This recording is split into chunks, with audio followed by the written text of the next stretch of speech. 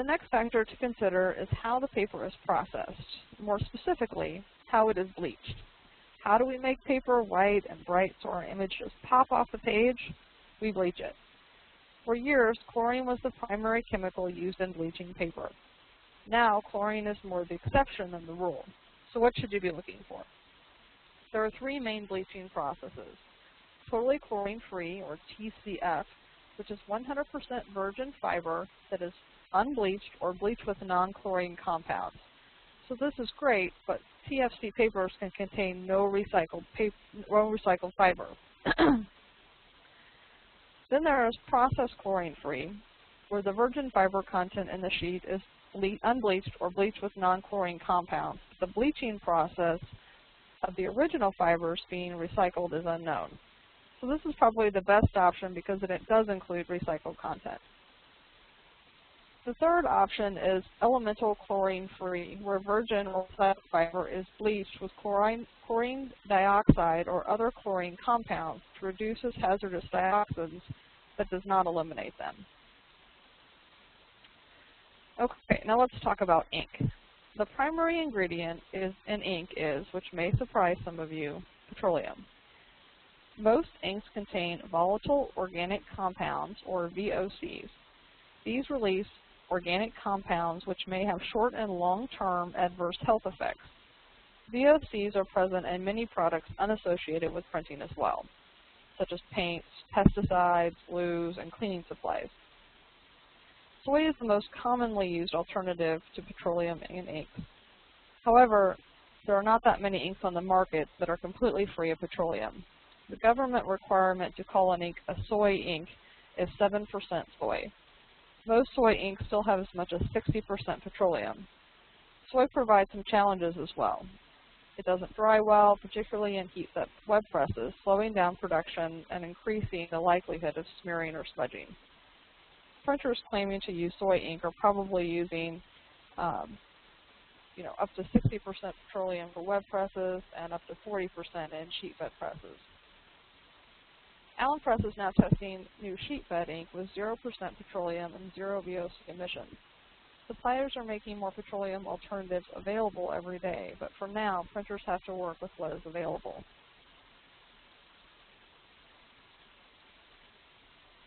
Okay, changing your workflow is another way that we can green your publication. I'm talking about the endless shuffling of paper from author to editor to copy editor, back to author, and so on. Online peer review has already done a great deal to streamline processes and reduce paper, toner, and postage costs, not to mention speed up the peer review process dramatically. Greater automation based on XML tagging and rules-driven processes enables expedited workflows, greater consistency, and reduced schedules. The number of revision cycles can be reduced, and less energy is used to go from raw manuscripts to page files. This process is completely digital, involving the conversion of files from Word to XML to PDF and automated transfer between users. As a very quick example, at Allen Press, we can take a raw Word document along with the metadata directly from the peer review system and page it very quickly. Using Word palette tools, the user assigns appropriate Word styles for the automated creation of XML tagging. The document is then posted to an FTP site. The document is paged in minutes and returned to the FTP site for retrieval by the editorial office.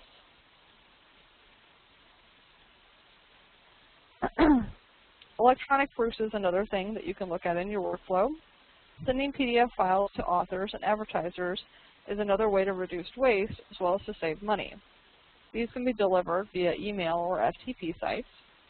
Electronic transmission eliminates the need for printing and mailing and reduces transit time, enabling you to shave days off of your production schedule. Annotating PDF files electronically in your editorial office prevents the need for printing proofs as well. It also reduces delivery time and costs and is another step towards a truly digital workflow. And if you can get authors to annotate, you'll enjoy the extra bonus of not spending hours trying to decipher their illegible handwriting. Adobe Acrobat Professional has a whole host of handy tools allowing you to replicate traditional pen and paper markup. While you or your compositor do have to have the professional version of the software to create the PDF, authors and editorial office staff can use the free reader software to annotate. The creator of the PDF needs only to configure the settings to allow comments when the PDF is originally generated. Here's an example of an annotated PDF. You can use call-out boxes, draw arrows and circles, highlight text, add or replace text, and insert comments. Annotations are then summarized for easy review. Annotations from several copies of the document, author and editor comments, for example, can be consolidated easily into a single document. Not only is this greener, but imagine the amount of time you'll save.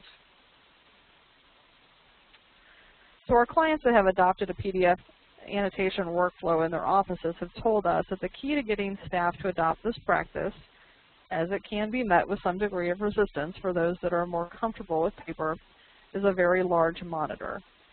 This allows for easier readability and reduces the amount of scrolling and zooming necessary.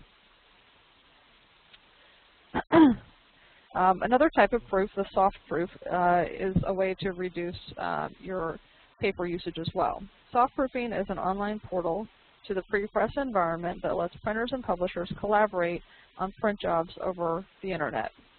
It eliminates the need for creation and delivery of paper blue lines and helps manage the proofing, correction, and approval process to ultimately improve efficiency. At Allen Press, we use Kodak Insight for soft proofing. This screen is showing the Smart Review feature. A PDF can be marked up and reviewed just like with a paper blue line. It's similar to annotating a PDF using Adobe Acrobat, but it goes a step further, letting the user do common pre-press activities such as checking color builds and separations. The user can also chat in real time with collaborators and zoom in with pixels on demand.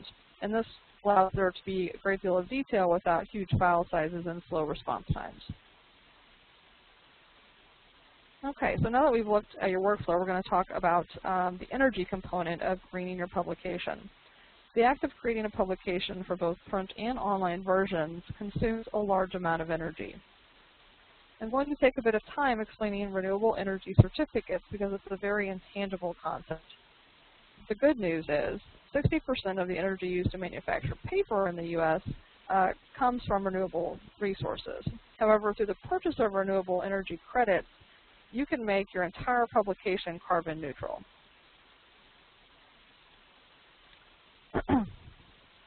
First, what is renewable energy? I'm talking about wind, solar, and hydropower, sources of energy that do not use non-renewable natural resources. Why is this important?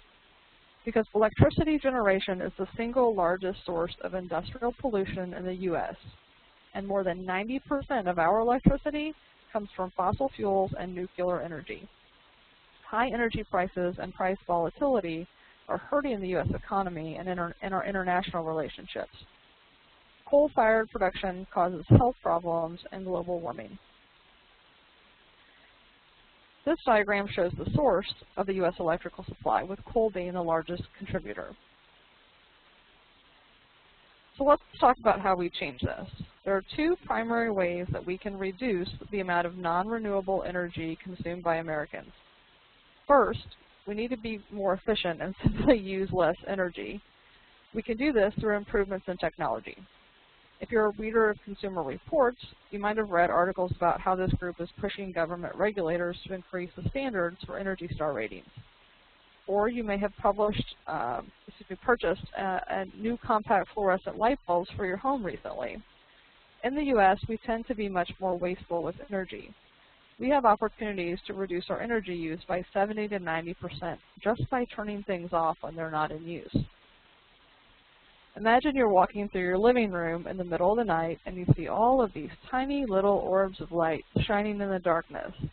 The light from the TV and the DVD player and the clock seem to just light up your path as you cross the room. In reality, they are just using unnecessary energy. Did you know that your microwave actually uses more energy when it's off than it uses cooking each year? That fact always amazes me. Even some appliances that don't have power lights are still using energy just by being plugged in. One solution, which I'm sure you've heard of, is to use a power strip with an on-off switch so you can truly unplug when electronics are not in use. Another way to reduce our reliance on fossil fuels is to support the creation of additional renewable energy resources going on into the grid. Some of you may have the option to select renewable energy on your utility bill.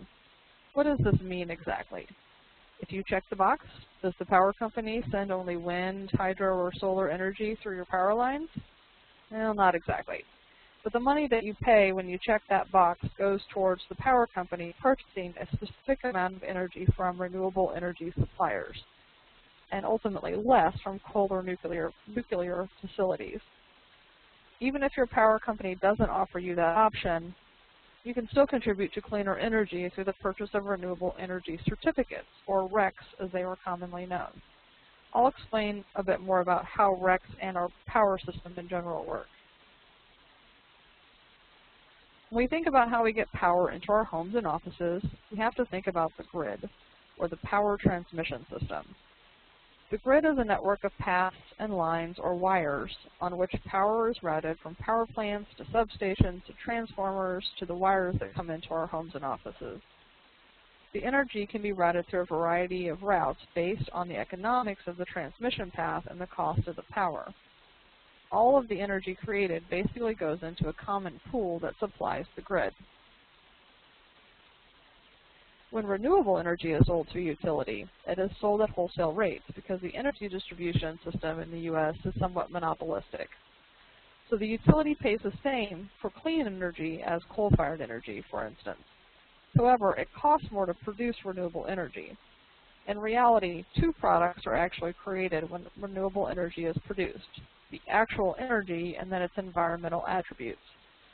These environmental attributes are then sold through marketing organizations such as the Bonneville Environmental Foundation as renewable energy certificates. BEF is one of many types of these organizations, but they are the one that Allen Press works with. They're a nonprofit organization, and they bring together the producer and the consumer. In a way, RECs empower the consumer to have a voice with the utility companies and are the answer to creating the supply chain by attempting to sort of level the playing field a bit for the renewable energy suppliers. All the energy by utility companies that is purchased by utility companies goes into the common power pool. Once in the pool, one kind of energy is not distinguishable from another, and everything just gets mixed together. Utilities then pull power from the pool and route it all over the grid to the consumers. The RECs program allows the renewable energy suppliers to sell the green attributes of their power directly to consumers. So right now, this is what our energy pool looks like. It's very dirty. There's a lot of non-renewable energy that is being put into that pool. Over time, as more support for renewable energy is demonstrated, the power pool gets cleaner, and eventually, ideally, we have a very clean energy pool. A portion of the cost of each REC goes back to the producer. This allows them to continue to produce and increase the production of renewable energy despite the higher cost to create it. So what happens to the remaining dollars? The marketing organization retains a portion to cover their expenses for marketing, and they reinvest the remaining revenues into community projects such as putting solar panels on schools or watershed projects. So now that you know way more about renewable energy than you could have ever anticipated, the bottom line is that if you want to reduce the carbon footprint of your publication, you can do that through the purchase of RECs and feel confident that the dollars are going to support the creation of more clean